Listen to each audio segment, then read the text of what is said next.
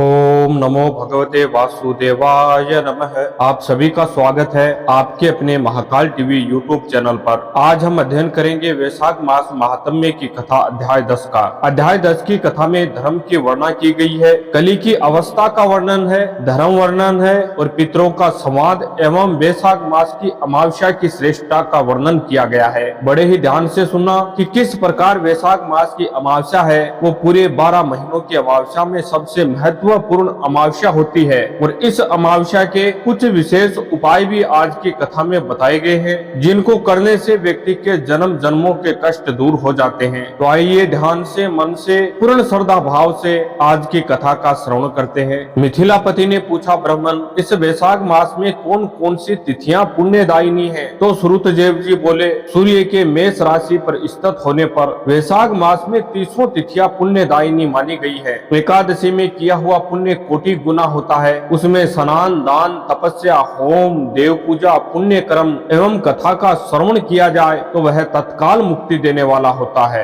जो रोग आदि से ग्रस्त और दरिद्रता से पीड़ित हो वह मनुष्य इस पुण्यमयी कथा को सुनकर कृत्य कृत्य होता है। वैशाख मास मन से सेवन करने योग्य है क्योंकि वह समय उत्तम गुणों से युक्त है। दरिद्र, धनाढ्य, पंगु, अंधा, नपुंसक, विधवा, साधारण स्त्री, पुरुष, बालक, युवा, वृद्ध तथा रोग से पीड़ित मनुष्य ही क्यों ना हो, वैशाख मास के धर्म का पालन सबके लिए अत्यंत सुख साध्य है। परम पुण्य में वैशाख में जब सूर्य मेष राशि में स्थित हो तब पाप नाशिनी अमावस्या कोटि गैया के समान फल देने वाली होती है। राजन, जब पृथ्वी पर राज ऋषि सावरणी का शासन था उस समय 30वें कली युग में सभी धर्मों का लोप हो चुका था। उसी समय आनर्त देश में धर्म वर्ण नाम से विख्यात एक ब्राह्मण थे। मुनिवर धर्म वर्ण ने उस कलयुग में ही किसी समय महात्मा मुनियों के सत्र याग में सम्मिलित होने के लिए पुष्कर क्षेत्र की यात्रा की। वहां कुछ व्रतधारी महर्षियों ने कलयुग की प्रशंसा करते हुए इस प्रकार कहा था कि सतयुग में भगवान विष्णु को संतुष्ट करने वाला जो पुण्य 1 वर्ष में साध्य है वही त्रेता में 1 मास में और द्वापर में 15 दिनों में साध्य होता है। परंतु कलयुग में भगवान विष्णु का स्मरण कर लेने से ही उससे 10 गुना अधिक पुण्य फल प्राप्त होता है। कली में बहुत थोड़ा पुण्य भी कोटि गुना होता है। जो एक बार भी भगवान का नाम लेकर दया दान करता है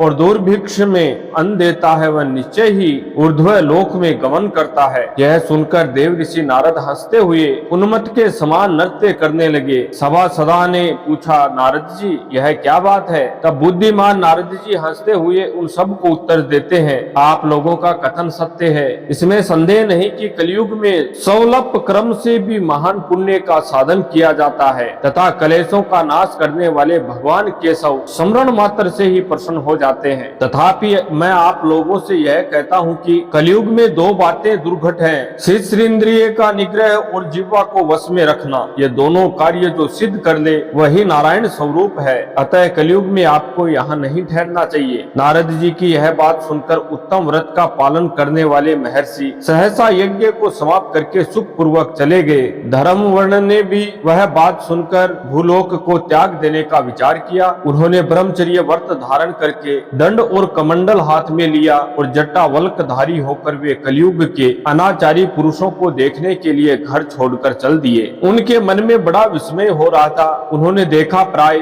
मनुष्य पापाचार में प्रवृत्त हो बड़े भयंकर एवं दुष्ट हो गए। ब्राह्मण पाखंडी हो चले हैं, शुद्ध संन्यास धारण करते हैं, पत्नी अपने पति से द्वेष रखती है, शिष्य गुरु से वैर करता है, सेवक स्वामी और पुत्र पिता के घात में लगा हुआ है। ब्राह्मण शूद्र व्रत और गोयें बकरियों के समान हो गई। वेदों में गाथा की प्रधानता रह गई। शुभ कर्ण साधारण लौकिक कृत्यों के ही समान रह गए हैं। इनके प्रति किसी की महत्व बुद्धि नहीं है। भूत प्रेत और पिशाच आदि की उपासना चल पड़ी है। सब लोग मैथुन में आसक्त हैं और उनके लिए अपने प्राण भी खो बैठते हैं। सब लोग झूठी गवाही देते हैं। मन में सदा छल और कपट भरा रहता है। कलयुग में सदा लोगों के मन में कुछ और, वाणी में कुछ और तथा क्रिया में कुछ और ही देखा जाता है। सबकी विद्या किसी न किसी स्वार्थ को लेकर ही होती है और केवल राज भवन में उसका आदर होता है। संगीत आदि कलात्मक विद्याएं भी राजाओं को प्रिय है। कली में अधम मनुष्य पूजे जाते हैं और श्रेष्ठ पुरुषों की अवहेलना होती है। कली में वेदों के विद्वान ब्राह्मण दरिद्र होते हैं। लोगों में प्राय भगवान भक्ति नहीं होती। पुण्य क्षेत्र में पाखंड अधिक बढ़ जाता है। शूद्र लोग जटाधारी तपस्वी बनकर धर्म की व्याख्या करते हैं। सभी मनुष्य अल्पायु, दयाहीन और शठ होते हैं। कली में प्राय सभी धर्मों के व्याख्याता बन जाते हैं और दूसरों से कुछ लेने में ही उत्सव मानते हैं। अपनी पूजा कराना चाहते हैं और व्यर्थ ही दूसरों की निंदा करते हैं। अपने घर आने पर सभी अपने स्वामी के दोषों की चर्चा में तत्पर रहते हैं। कली में लोग साधु को नहीं जानते, पापियों को ही बहुत आदर देते हैं। दुराग्रही लोग इतने दुराग्रही होते हैं कि साधु पुरुषों के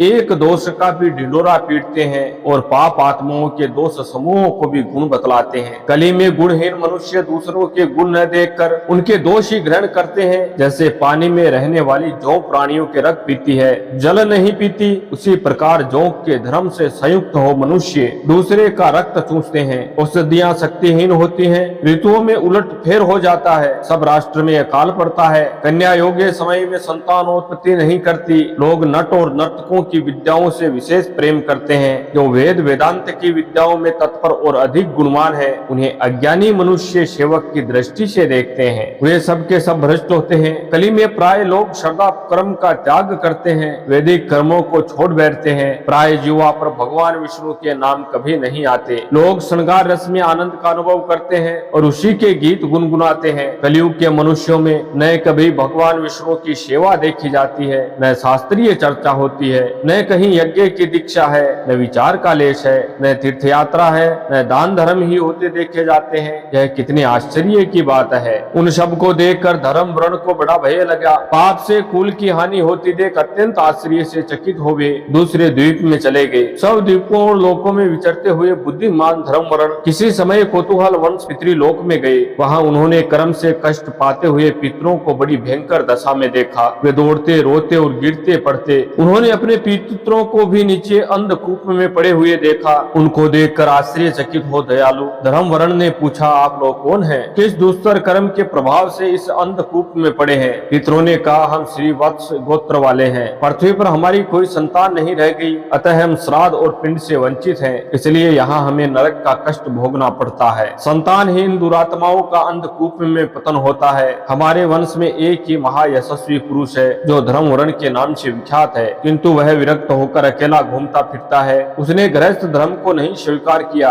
वह एक ही तंतु हमारे कुल में अवशिष्ट है। उसकी भी आयु क्षीण हो जाने पर हम लोग घोर अंधकूप में गिरे पड़ेंगे। जहाँ से फिर निकलना असंभव होगा। इसलिए तुम पृथ्वी पर जाकर धर्म वर्ण को समझाओ। हम लोग दया के पात्र हैं। हमारे वचनों से उनको यह बताओ कि हमारी वंश रूपा दुर्वा को काल रूपी चूहा प्रतिदिन खा रहा है। क्रमशः सारे वंश का नाश हो गया, एक तुम ही बचे हो। जब तुम भी मर जाओगे तब संतान परंपरा न होने के कारण तुम्हें भी अंधकूप में गिरना पड़ेगा। इसलिए गृहस्थ धर्म को स्वीकार करके संतान की वृद्धि करो। इससे हमारी और तुम्हारी दोनों की ऊर्ध्व गति होगी। यदि एक भी पुत्र वैशाख माघ अथवा कार्तिक मास में हमारे उद्देश्य से भगवान स्नान, श्राद्ध और दान करेगा तो उससे हम लोगों की गति होगी और नरक से उद्धार हो जाएगा। यही एक पुत्र भी विष्णु भक्त हो जाए, एक भी एकादशी का व्रत करने लगे, अथवा यदि एक भी भगवान विष्णु की पाप नाशक कथा श्रवण करे तो उसकी 100 पीढ़ी या 100 भावी पीढ़ियों का उद्धार होता है। वे पीढ़ियां पाप से आवृत होने पर भी नरक का दर्शन नहीं करती। दया और धर्म से रहित उन बहुत से पुत्रों को